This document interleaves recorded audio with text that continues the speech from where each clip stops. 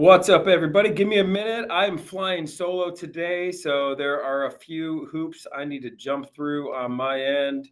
My trusty companion, RJ, is in New York for the US Open, the big tennis event, and I figured it out, everybody. So I am live on YouTube, I'm live on Instagram, and this is a very important video because I'm going to be talking about the top 5 things you need to do and need to consider before lending your hard-earned money. It's all about saving yourself from losses at the end of the day. Warren Buffett talks about that. I don't know the exact quote, but it's like, hey, rule number 1 is like, don't lose money, right? Rule number 2, follow rule number 1. Recovering from losses takes so much opportunity cost away from your wealth building. And unfortunately, many of my friends lost a crap load of money over the last 12 months with different schemes and different scams. And in this video, I'm not mentioning any names, but a lot of people who see this video are going to know exactly who I'm talking about and exactly what I'm talking about. And I think it's very important to make a video like this where we're talking about what to do. Okay, you want to be a successful private lender. I agree. Private lending has the opportunity. I'm doing deals right now with our private lenders. We're flipping houses and whatnot. The annualized returns, I just did a video and just did a deal with somebody that's going on right now. They're getting 16.95% return on their investment. That's a solid return, right? But it's not just about getting a solid return on your money. Everybody wants the return. It's also about the safety. So in this video, I'm going to be sharing top 5 things to really consider and really to do before lending your money. But then I'm also going to be sharing what we are doing and some of the changes we've made to our private lending program to just ensure, create as much safety as possible, right?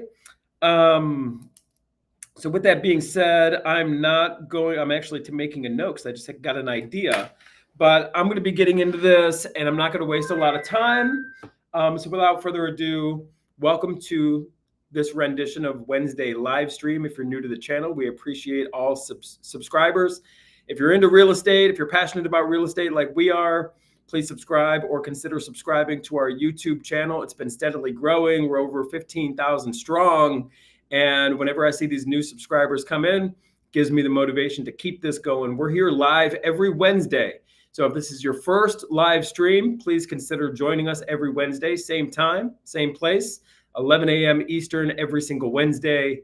And this is the cream. What is the cream? Cash flow, real estate, and money. We're passionate about real estate investing. We're full-time real estate investors. We flip a lot of properties and we do a lot of rentals. We have all property management in-house right now. So I can tell you stories. I come back and I tell my lovely wife stories about property management, and it's crazy. We see it all in our business. In this office, we do it all, we see it all. And a lot of what we do is work with private lenders. We've been working with private lenders for many, many years. We've never done a private lending deal where the lender did not get paid back. Right? I've been doing real estate for almost 20 years already. I went through the great financial crisis back in 2007, 2008. I filed Chapter 7 bankruptcy. I was earning my stripes back in the day. I had no idea what I was doing when I was first getting started, and I was borrowing second and third mortgages against properties. I had these crazy adjustable rate mortgages when I was first getting started. I started in 2005. And so I've had my fair share of financial loss. I had to go back to waiting tables. In fact, I carry with me my food handler's card to remind me. I've had to lick my wounds in the past, but even with the financial mistakes I've made in building my real estate career, I've never not paid a private lender. Sure, I ran into some financial issues with banks that aren't even in business anymore. They were giving me, as a 22-year-old kid, second and third mortgages against properties where the first mortgage was this crazy adjustable rate. You know what I was getting back in the day, everybody? This is ridiculous. And I'm not going to go off on this tangent, but I was getting negative amortizing loans. Think of what was going on back in 05, 06, 07. And I had no clue about finance or real estate. I thought all you do is buy a house because they'll give anyone a mortgage and you wait for it to go up in value because everything just keeps going up. That is a sucker right there. That is just very poor financial mindset.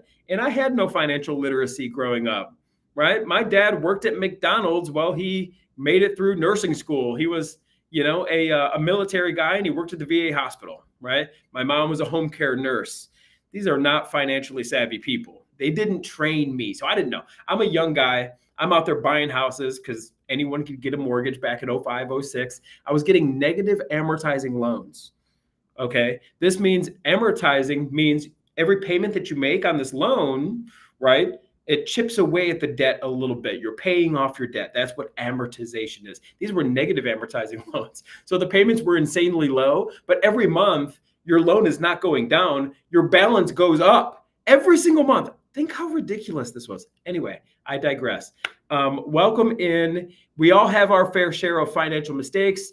What we're here to do is discuss how to prevent future losses, how to prevent future mistakes, especially if you are a private lender and you're considering being a private lender. Private lender is phenomenal. Private lending is phenomenal. You can get 16, 17, 20% returns all day long. I can break this down for you and show you how our investors are getting that, but it's not all about the highest ROI. It's also about safety. And I know a lot of friends of mine, a lot of people who are watching this video here today, and who will watch the replay of this video have lost $900,000, $1 million. This is not chump change, massive money. Some of these people are in their 60s.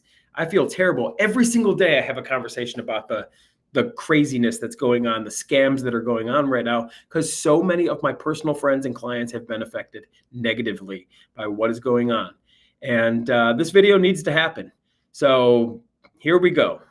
We are talking about what every lender needs to do. So first and foremost, we need to know what we are investing in. And this is like an old school stock market thing too. Like you shouldn't buy a stock just because you heard from an Uber driver that this stock's going to go up. That's terrible financial advice. This is what the masses do. They don't know what they're buying. They don't know what they're investing in. Same goes when it comes to being a private lender.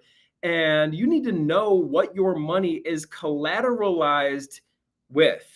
And this is why myself and so many private lenders would much rather do one-off lending deals, meaning they're the lender, I'm the borrower, the money is secured with one asset, this one house. It's not a fund.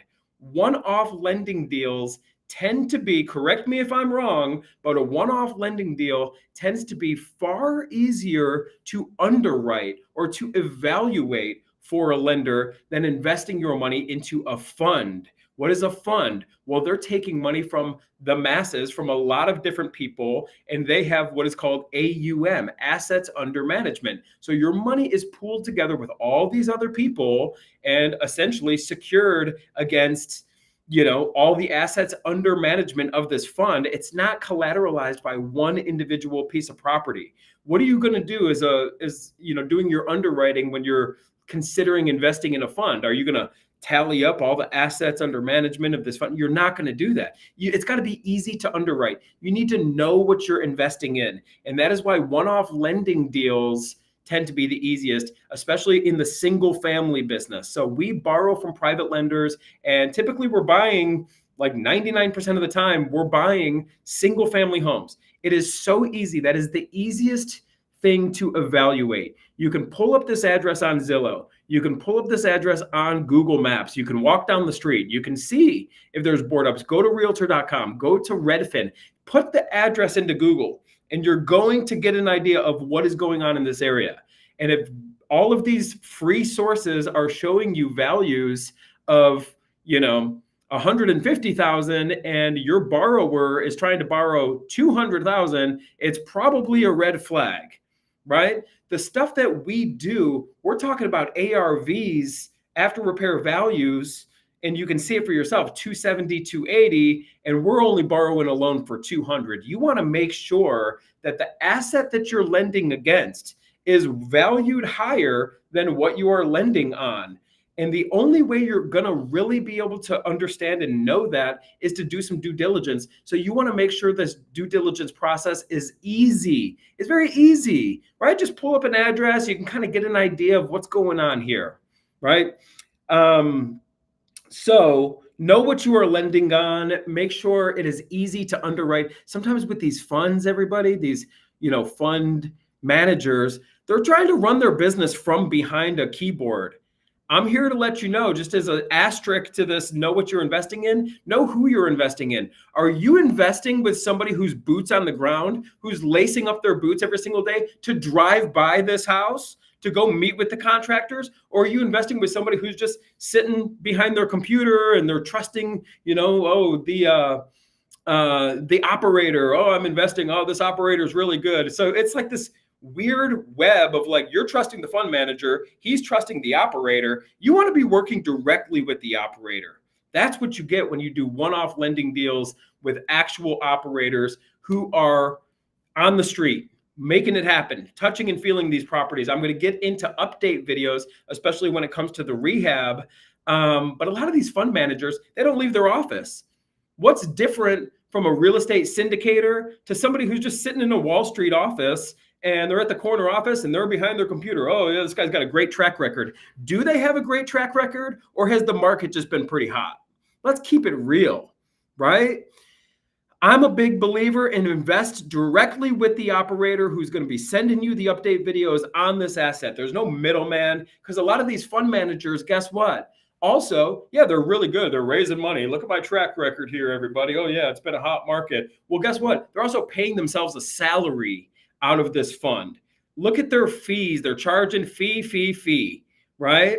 They're continuing to collect fees and revenue. Most fund managers, I'm just keeping it real, right? Not all, but most, they're collecting a compensation whether the fund goes up or down. I know funds out there. I have friends invested in funds that are down 30% right now. Do you think the fund manager's taking a haircut on their compensation? Let's keep it real. The answer is absolutely not. When you're working with a direct operator, there's no W-2. I'm not collecting a salary from this deal. No, I don't get paid until this deal sells. I don't get paid until the fire's lit under me to get this thing moved where my lender's paid back plus all their interest and I keep what's left. I eat last. In a fund manager situation, they eat first. You invest in them. Hey, I get a bonus today. I just got a new lender. I got a new person to give me hundreds of thousands of dollars into this pool of money, right? Because my track record's so amazing in a hot market. And guess what? Hey, I get a bonus. Every time I collect money, I get a bonus. This is ridiculous. I'm not saying all fund managers are this way, but the vast majority, they're not taking a haircut. They're not taking a decrease in pay, whether the fund goes up, down, or sideways. Oh, sorry. You know what they'll say? Sorry. Read the PPM. Read the PPM. And then if it's like a real estate syndication deal and there's a cash call where it's like, hey, the operator's like, hey, we're out of money. We need more money from our investors. We need more money from you guys to keep this thing afloat, or it's going to go belly up and you guys are going to get zero. And then people are like, wait a second, you need more money. What about all the money that you made in acquisitions fees? We noticed you made $200,000, $300,000, $400,000 on this deal already. This is common. The syndicator collects all this money. What about that money? Oh no, hey, it's in writing. It's in the PPM. This is what you agreed to. I don't have to chip in anymore. I made my money. This is garbage. This is dog shit. Pardon my language, but let's keep it real here today. I get excited about this stuff. Know what you're investing in.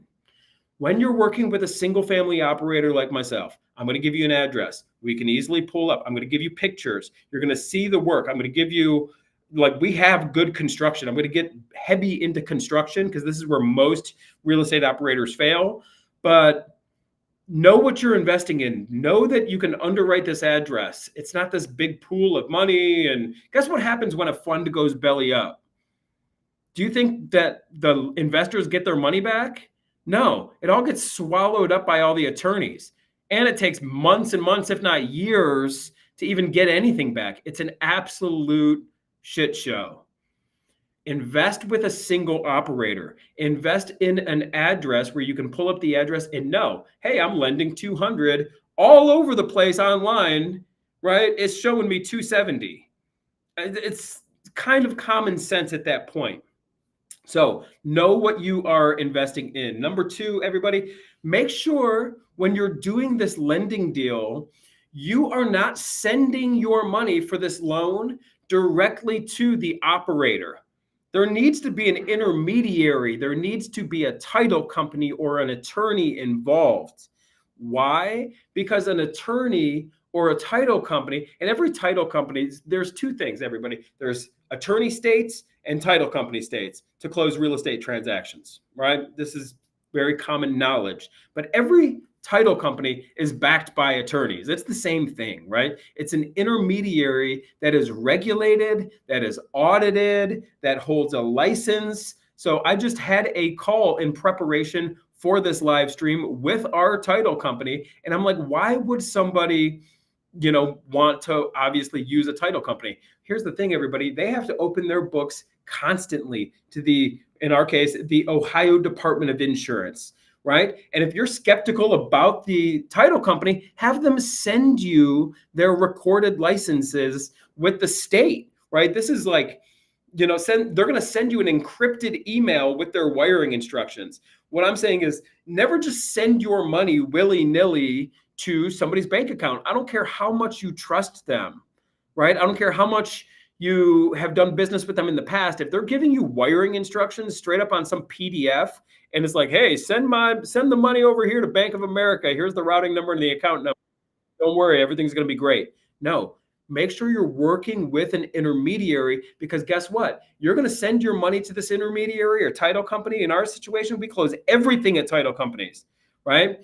There's going to be a title owner's policy in place, and that is guaranteeing an insurance policy saying there's no other liens on this property. It is a clear title, right? You're not lending this money against something that's got a bunch of other liens and garbage on this property. That's what a title company is going to do. They're also going to give you a lender's policy to guarantee you that you're in first position ahead of all other liens. This is important knowledge to know. And then the most important thing is the intermediary is not going to release your money to your borrower and facilitate this transaction until all the docs are signed, until the title's fully clear, right? It is a tabletop closing here, everybody. Your money is not released until this thing is fully clear title, until the seller of the property has signed the deed away, right? They're not wiring your money willy-nilly to the seller, and then the seller decides not to sell. It doesn't happen. They don't get a penny until everything is bona fide. Everything is legit. The promissory note from your borrower is signed. The mortgage, the lien, and we're going to talk about liens and mortgages here in a minute. All of that's been signed and notarized and recorded against the property before they just release money to anybody, to the seller, before they sell the property, or to the borrower. Your money is recorded. Your lien is recorded against this property. This is why you need a third-party intermediary who is licensed, who is regulated, who is scrutinized, right? Who is ensuring this transaction. So if anything was to come up in the future on some title insurance or something like that, they're on the hook for it, not you, right? You paid, and actually your borrower, I paid for an insurance policy to make sure you're the only lien against this property. It's a lender's policy. I'm paying for title insurance to make sure there's no junk on the title that I'm going to have to deal with later. Make sure you are only sending your money to an intermediary, specifically a title company here in Ohio. Number 3, let's talk about this paperwork.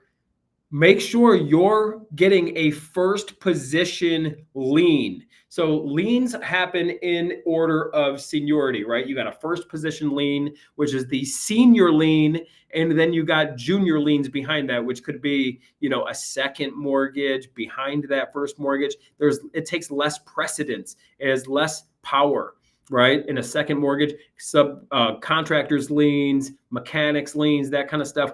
Utility bill companies, environmental liens. There's all sorts of liens that could be attached to a title, but you need to make sure your loan with this borrower is the first position mortgage. Don't even deal with second mortgages. Don't even do. We've never done second mortgages in our business.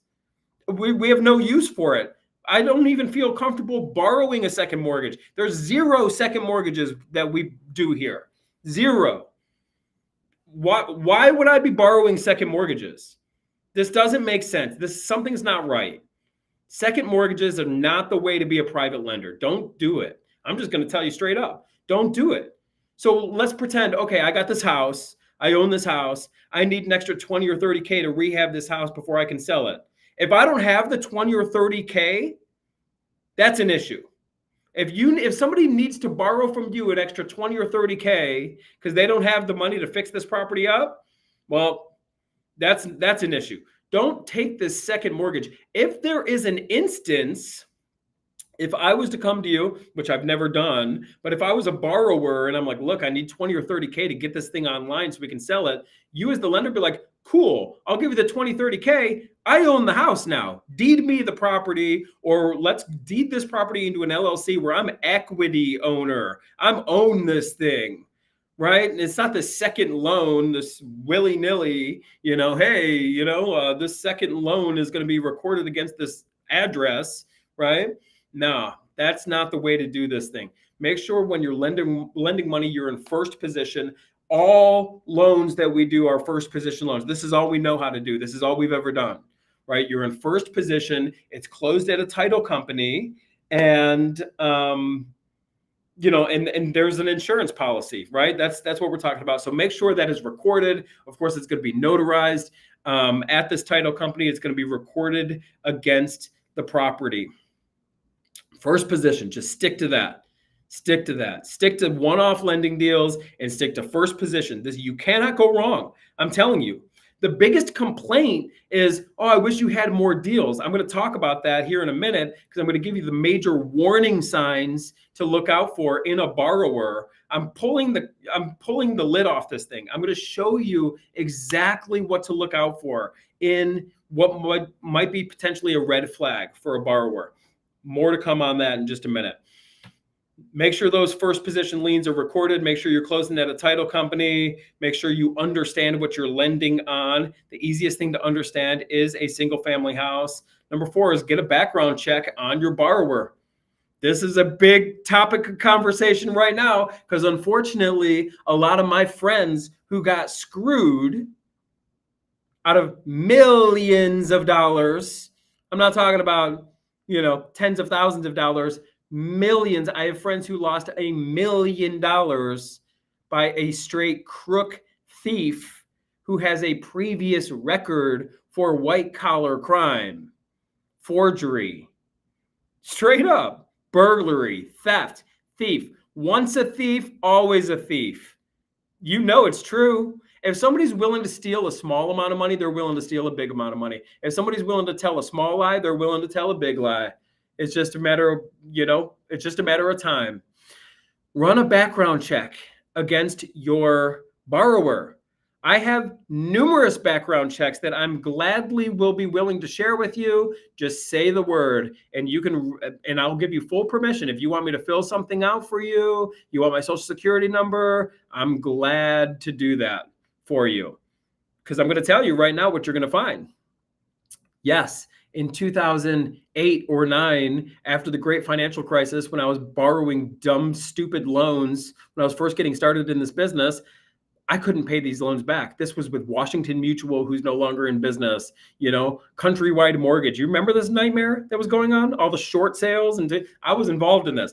I had no choice but to file a Chapter 7 BK. I was 22 years old, right? This was me learning my stripes, but no private lenders were affected. I had a private lender. My original private lender, his name is Steve. I won't give his last name, but he got paid back every single dime. I paid back my private money lender because he was like my friend and partner, and that's the right thing to do. These banks, I filed a Chapter 7 BK. This was back in 08 or 09, and you're going to see that on my background check, right?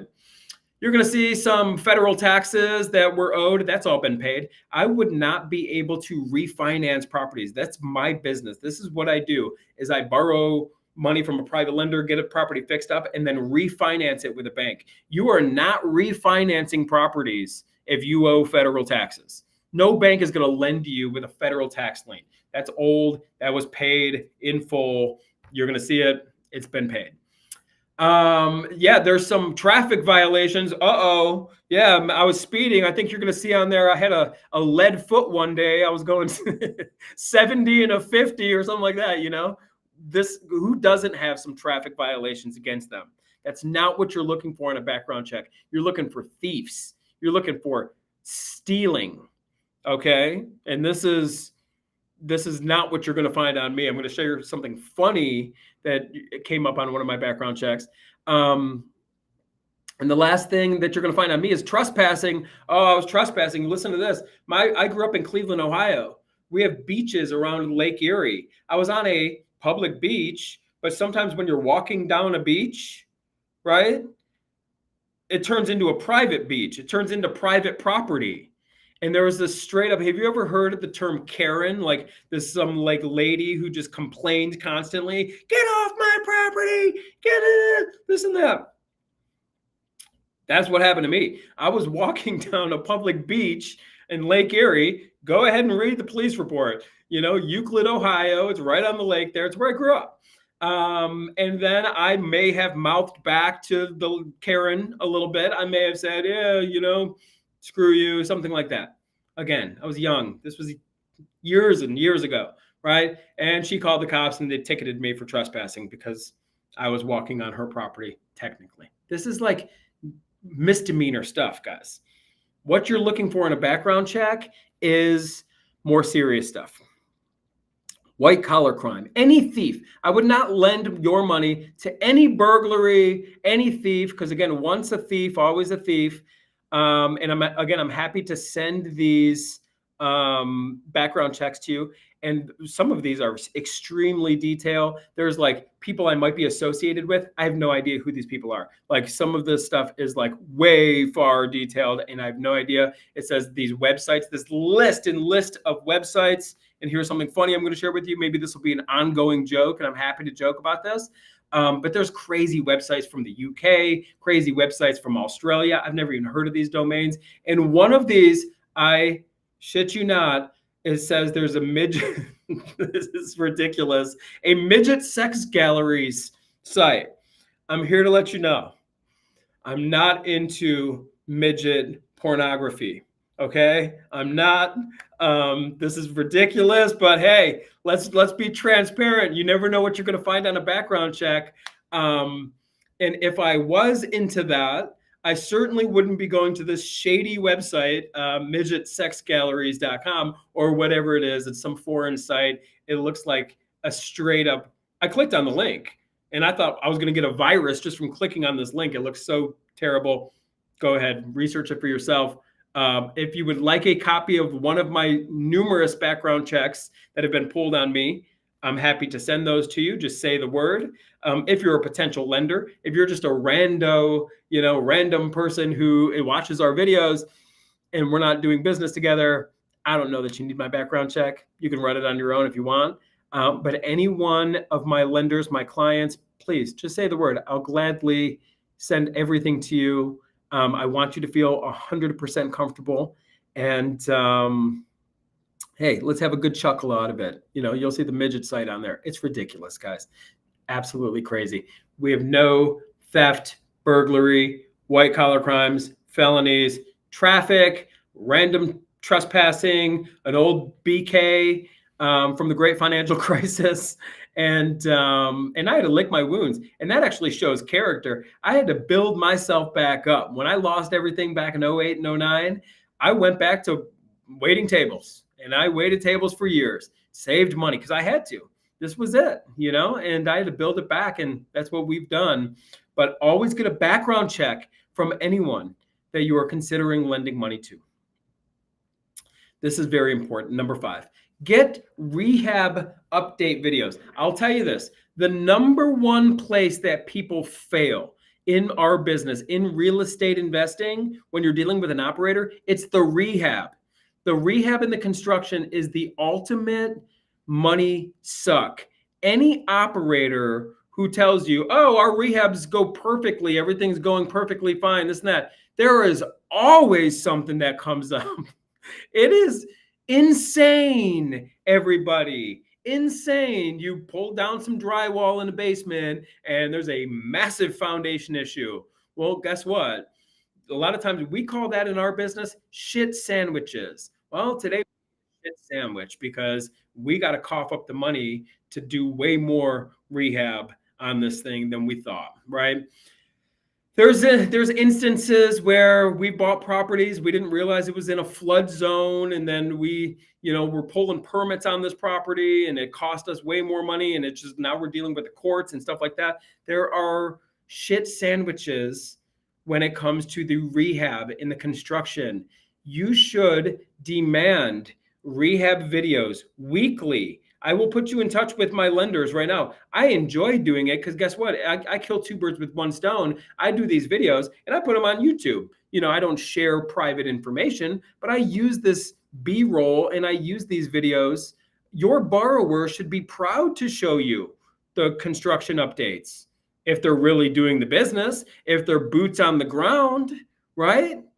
Why wouldn't you be proud of the work we do? I'm very proud of what we do because we transform neighborhoods. We buy properties where the owner literally comes, we buy the property from someone who's got 50 cats and, there's so many rats and roaches in this place.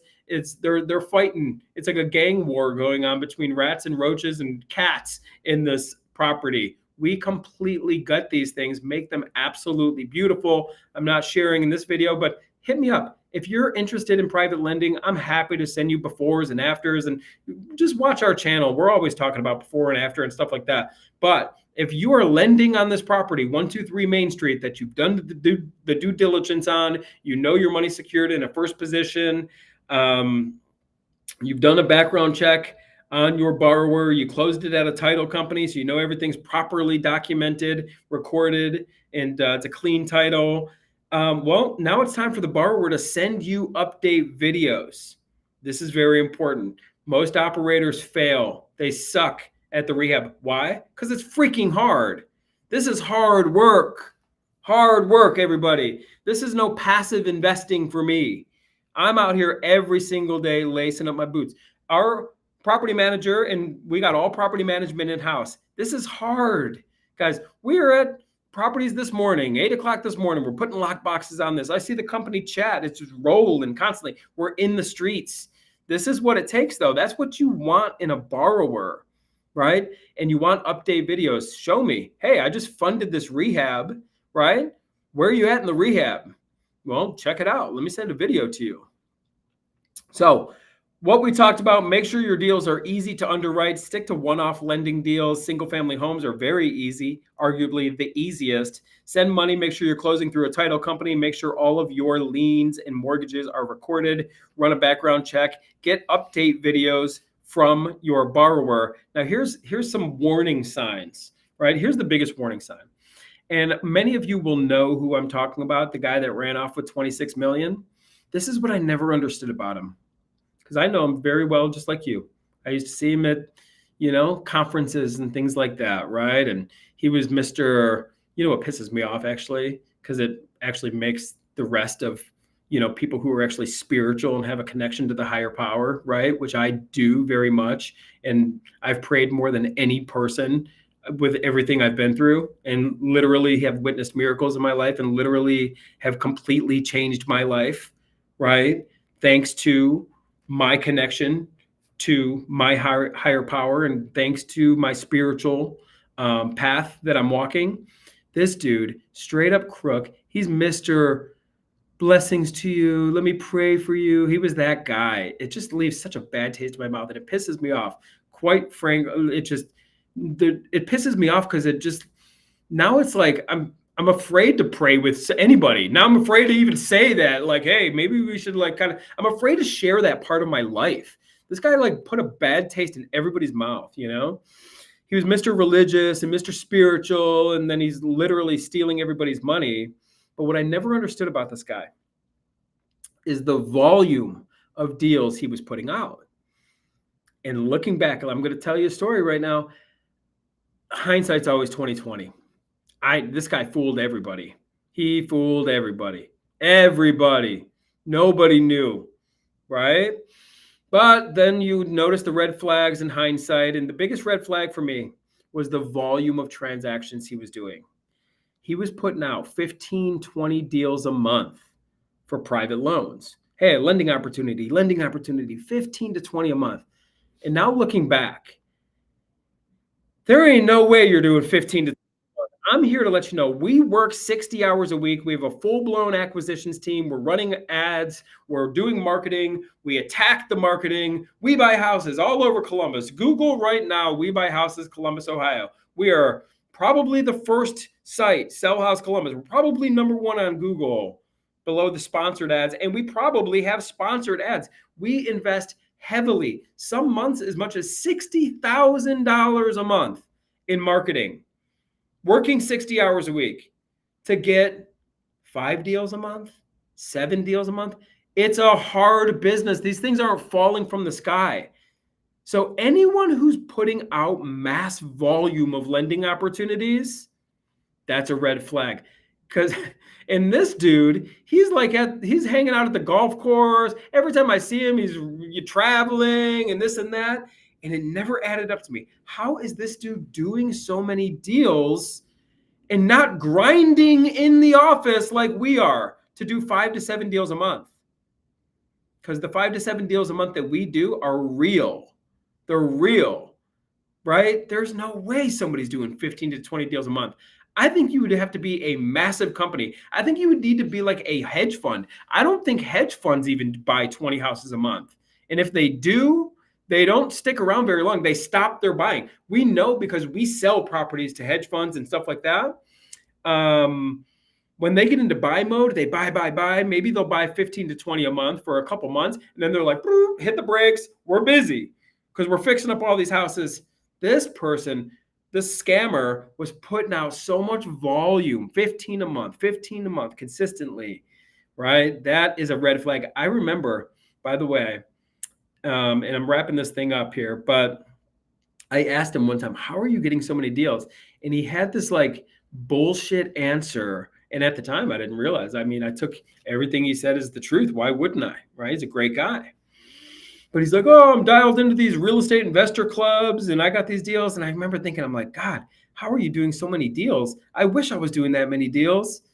I'm over here lacing up my boots and waking up extra early to go check on the 5 or 6 rehabs that I got. And we're waiting for the phone to ring for more. And it's just it's hard to get good deals because the deals that we do are good deals, right? We're borrowing 200 on something worth 270. This is a normal deal. And we're selling it to make 50K. After we pay our lender and pay commissions and stuff like that, that's a normal deal for us. But it takes us a lot of energy and a lot of effort to get these deals. So if somebody's putting out mass volume, immediately ask, what does your team look like? Because this dude, I don't even think he had a big team. I think he had a big team to file all the paperwork and make sure his scam is running legit. What do his rehab crews look like? That's the number one question.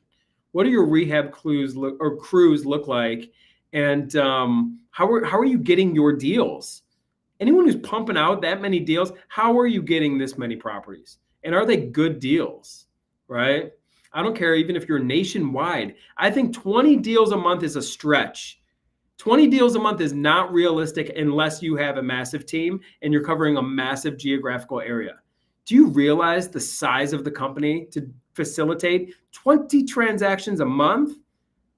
It's more than just a guy on the golf course sitting behind a desk with a keyboard. No, man, you got to work. It's a lot of work.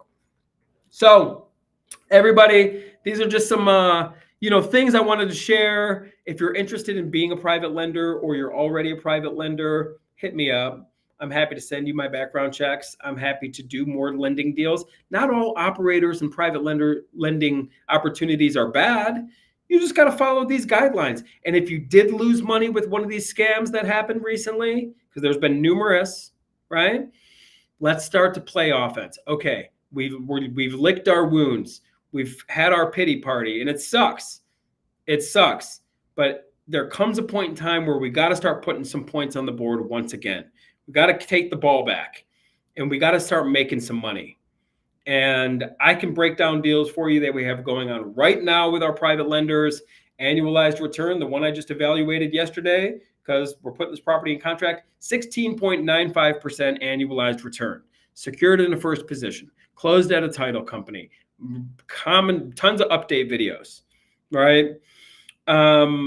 Stick to these one-off lending deals. They tend to be the best.